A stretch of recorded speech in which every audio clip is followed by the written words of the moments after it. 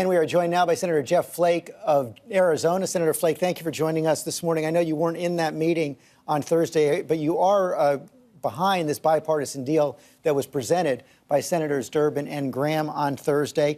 You just heard the objections of Senator Perdue. Your response? Well, this is a bipartisan deal. It's not the Democrats bringing this forward. There are 3 Democrats, 3 Republicans, and we're working now to add more Republicans to that list, and we will have more this coming week. This is a bipartisan deal that where both sides have compromised. There is a change to what the DREAM Act was. This is different from that. And I can say that we've got to get 60 votes. We're not under rules of reconciliation where one party can just impose its will.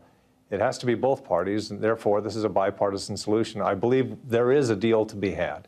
I know you weren't in the meeting on Thursday, but I believe you've spoken with those who were in the meeting. You just heard Senator Perdue right there saying the president didn't use those comments didn't use those words that were widely attributed to him. Do you believe that?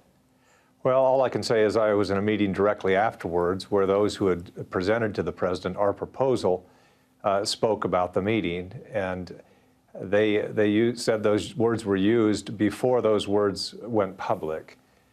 So that's all I can tell you is I heard that account before the account even went public. In the moment, on that same afternoon, Thursday afternoon. President, as I said, is tweeting this morning. He put out another tweet on immigration this morning that I want to read to you. I, as president, want people coming into our country who are going to help us become strong and great again. People coming in through a system based on merit. No more lotteries. America first. Your response? Well, in this compromise, we do get rid of the visa lottery program. We allocate those visas to a couple of different programs like TPS, or Temporary Protected Status. And that's the discussion of that program, and as well as another, is what gave rise to the language that was used. But I think there is broad agreement to get rid of the visa lottery. There's also agreement between us, the Republicans and the Democrats, that we do get rid of chain migration as it relates to the covered population. Those who benefit from this DACA bill will not be able to use chain migration to become citizens. We just don't do it for everybody like the president wants to do. If we want a comprehensive bill, I'm all in. But we can't do a comprehensive bill which will take months and months to negotiate before the March 5th deadline. And one thing I do take big issue with the president on is he is saying that the Democrats aren't moving forward in good faith. I can tell you I've been negotiating and working with the Democrats on immigration for 17 years, and on this issue, on DACA or on the DREAM Act for a number of years, and the Democrats are negotiating in good faith. We are trying to come forward with a compromise, and I think we have, and you'll see that this week. Are we farther away from a deal than we were on Thursday morning? You know, I'm not sure. I think that when we get back into town, people will realize there's only one deal in town. There's only one bipartisan bill, and we need 60 votes. And that bill will be presented with even more Republicans and Democrats than we have right now.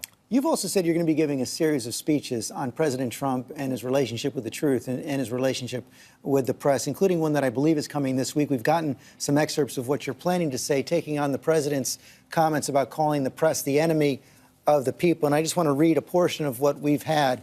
It is a testament to the condition of our democracy that our own president uses words infamously spoken by Joseph Stalin to describe his enemies. It bears noting that so fraught with malice was the phrase enemy of the people that even Nikita Khrushchev forbade its use. And of course, the president has it precisely backward. Despotism is the enemy of the people. The free press is the despot's enemy. What are you trying to do with these speeches?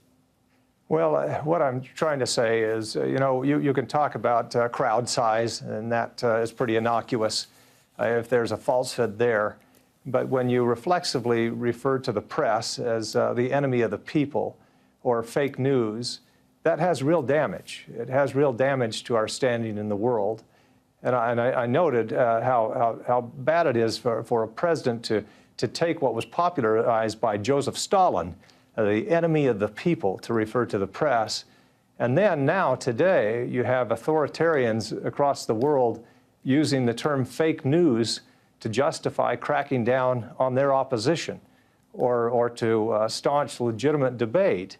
that's nothing we should be proud of. And so I'm going to talk about how damaging that is. It'll be, I think, on the same day, probably Wednesday, that the president is giving out some fake news awards.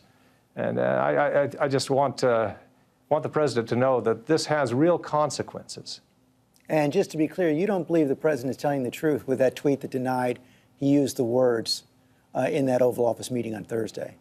All I can say is what I heard directly following the meeting by those who were in the meeting. Senator Flake, thanks for your time this morning. Thank you.